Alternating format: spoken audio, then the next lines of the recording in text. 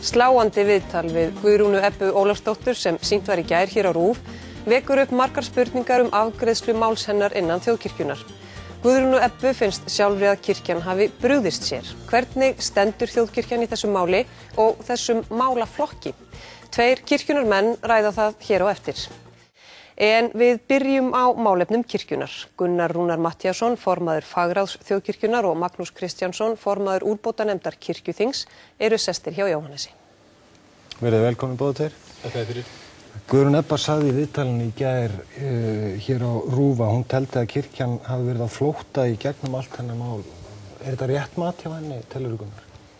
Ég kem ekki til með að deila við Guðrún Ebbu í því. Það er algjörlega það sem hún hefur upplifað og það hefur verið undir það tekið þeirri skýrslu sem rannsóknarnefndin sendi frá sig síðastliðið sumar og við það er hlutur sem við verðum bara að samþykkja og taka undir. Þetta er vont mál fyrir kirkjuna sem að tala mannamál. Að sjálfsögðu, það er alveg óheyrilega sárt þegar að einstaklingur sem er í forsvari fyrir kirkju sem á að vera staður öryggis og staður trúar og kærleika, þegar hann reynist vera svo mikill brotamaður, bæði á heimavettvangi sem í kirkju, bæði gagnvart barni og unglingum og fullorðnum. Magnús, þú sást viðtalið í gær. Hafðirðu heyrt allar þessar lýsingar sem að... Ég hef heyrt margar þeirra, vegna þess að hún hafði verið svo almennileg við okkur í þessari úrbótanefnd að hitta okkur í sumar og segja okkur sögu sína. Þannig að við höfðum heyrt hana og maður er kannski ekki búin að jafna sig ennþá. Er nefndin í samskiptum við Guðrúnu Ebbu? Já, nefndin hefur haft samskipti við Guðrúnu Ebbu og við lítum svo á við séum í samtali við hana. Hún kemur að ráðstefnu sem að verður í næstu viku og Gunnar getur sagt betur frá og hún er að starfa að mjög góðum málum og hefur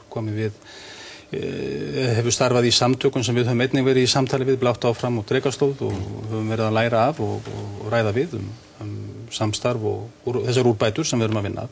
Þannig að það má segja að Guðrún Ebba komið við sögu á ýmsum stöðum í þessum málaflokki. Hafðið þú heyrt allar lýsingarnar sem að hún kom fram með í gærkvöldi? Ég hafði heyrt þó nokkuð af þeim og þótti hún fara alveg afskaplega vel með að segja okkur frá svona erfiðu máli. Allir sem hlustuðu á þetta fundu náttúrulega hvað þungt og sárt var. En maður getur varla að hugsa sér að sé sagt frá þess að meiri virðingu heldur en hún gerði. Nú hefur þú, fagráð kirkjunnar beðist afsökunar á afgreiðslu hennar máls á sínum tíma. Var eitthvað sem kom þér á óvart í gær í hennar málflutningi? Nei, það var ekkert sem kom mér óvart. Á sínu tíma leitaði Guðrún Ebba til fagráðs og við höfðum ekki skýra línur hvaða mál ætti að heyra undir okkur og höfðum í þeim vanda að það var ekki tiltekið í reglum okkar hvaða mál heyrðu beint undir okkur og við höfðum þann vanda að velja að fara aðeins með þau mál sem við gátum eitthvað gripið inn í. Og það var svona eitthvað fyrsta tilraun til að glíma við hvaða mál heyrðu undir okkur. Og á þeirri forsendu þá sagði ég Guðrún Ebba á sínum tíma að ég teldi ekki að við getum orðið til liðs við að greiður hennar máli.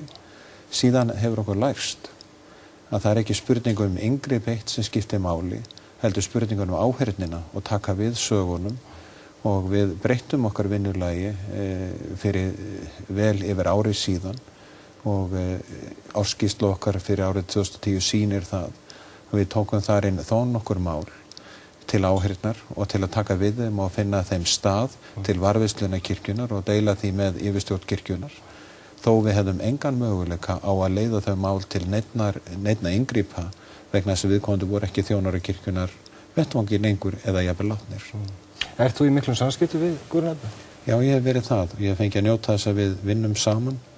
Guðrún Ebba átti frumkvæði að því að fá til hingað til lands í næstu viku ameríska fræðikonu sem ég hef þekkt lengi og sótt námskeið hjá sjálfur og sem er ein helsta fræðikona Bandaríkjanna og baráttukona Bandaríkjanna fyrir því að fjalla kynferðisbrotamál inn í trúarlegu samhengi og er svona mikill fengur fyrir okkur og Guðrún Ebba hefur verið undirbúningshóp þessa með mér fyrir hönd fagráðs, Sólveig Önnu frá Guðfræði og trúarbragðafræðideild og við höfum unnið þetta Elín Hirst hefur ljáð okkur krafta sína og unnið með okkur.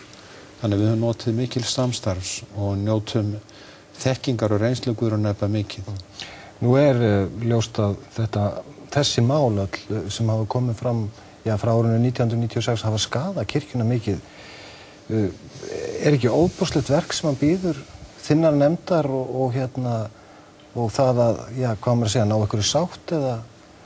Hlutverk nefndarinn náttúrulega að taka við niðurstöðum rannsóknarnefndar kirkjuþings. Það sem fór fram ítarleg skoðun á þessum málum sem að nefnd voru biskupsmál og í þeirri skýrslu koma fram tilmæli að í einhvern svona 4 þáttum skoði menn úrbætur. Og það svona það umboð sem við höfum og erum að vinna með. Og nefndin setti sér strax það markmið að vinna að því að gera tillögur fyrirmynda vinnubrögð sem svo eru nefnd í þessum málaflokki. Þannig að við gerum okkar besta í forvörnum, fræðslu og viðbrögðum. Og það það sem við erum að vinna að og það dugar ekkert annað heldur að reyna að gera það eins vel eins og kostur á. Nú geta fórnarlömb ofbeldis leita til nefndarinnar. Hafa margar konur leita til ykkar? Nefndin náttúrulega ekki sett upp til þess að fórnarlömb ofbeldis leiti til hennar. Það fagfólk sem að leiðbeini fólk í slíku og nefnd Gunnars fagráðið. Þá er þetta sanngirnisbæturnar Við fengum það hlutverk að vinna með þessar niðurstöður, þessar skýrslu eins og ég sagði. Og það var svo biskup sem beindi því til okkar fyrir hönd kirkjuráðs að við myndum skilgreina hlutverk okkur vítt. Og það eru 4 einstaklingar nefndir í þessari skýrslu og við höfum rætt við þá. Annars erum við fyrst og fremst að ræða við þá aðilar sem bæði stofnanir og samtök sem vinna að þessum málaflokki að leita eftir því að draga inn í kirkjuna sem mesta þekkingu til þess að það sé hægt að setja starfsreglur og vinnubrögð á laggirnar sem að hjálpar okkur að verða betri kirkja. Þannig að það ekkert fleiri konur sem hafa verið að hafa samband við ykkur?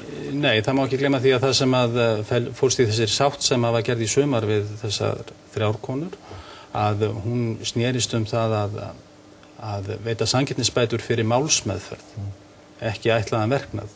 En málsmeðferðinni var ábótavant og það var ein af niðurstöðum þessara nefndar og til þess að leita að einhverju sátt, lokum á því máli, þá var leitað eftir samtali við þessa einstaklinga sem endaði með þessari sátt. Það verið að vinna þessari sátt og Guðrún Ebbu líka? Já.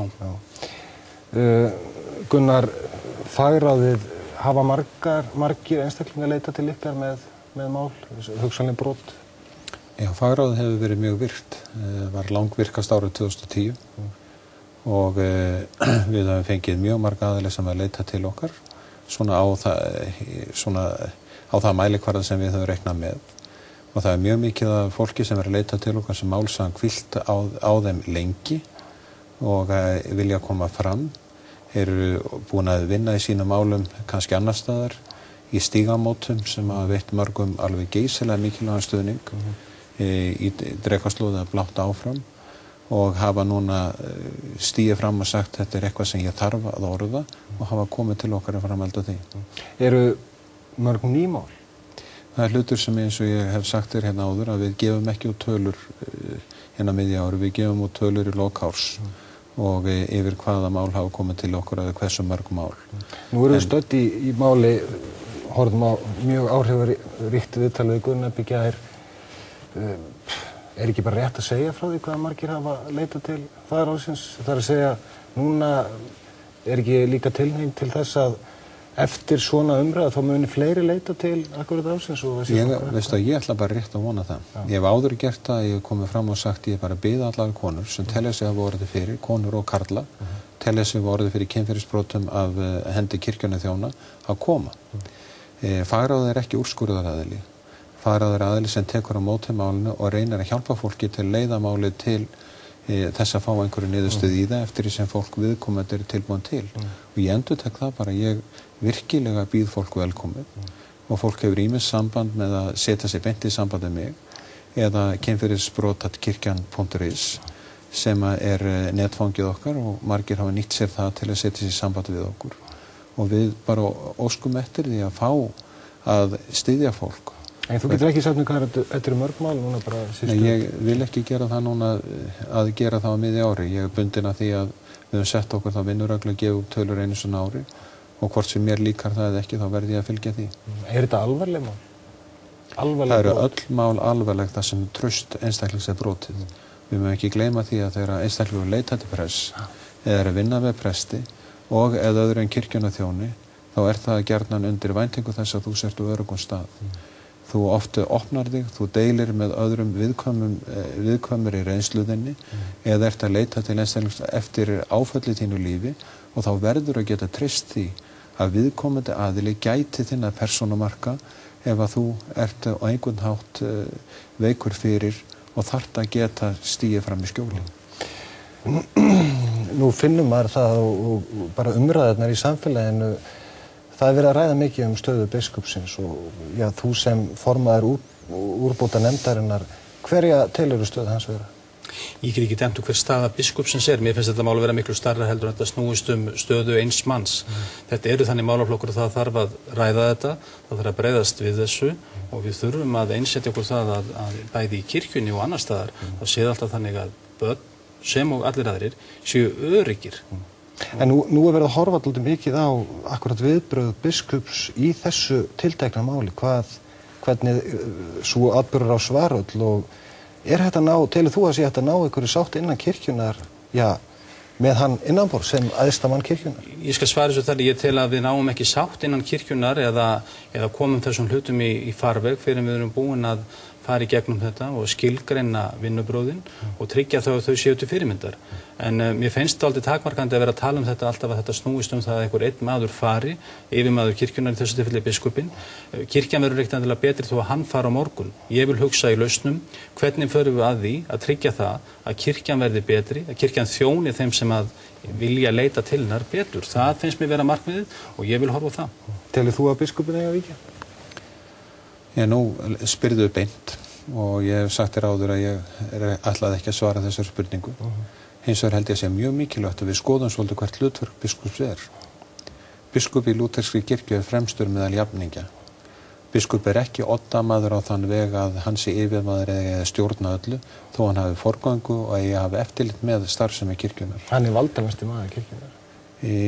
Sumpart held ég að fjölmiðlum séu þörf að hafa einn oddamann.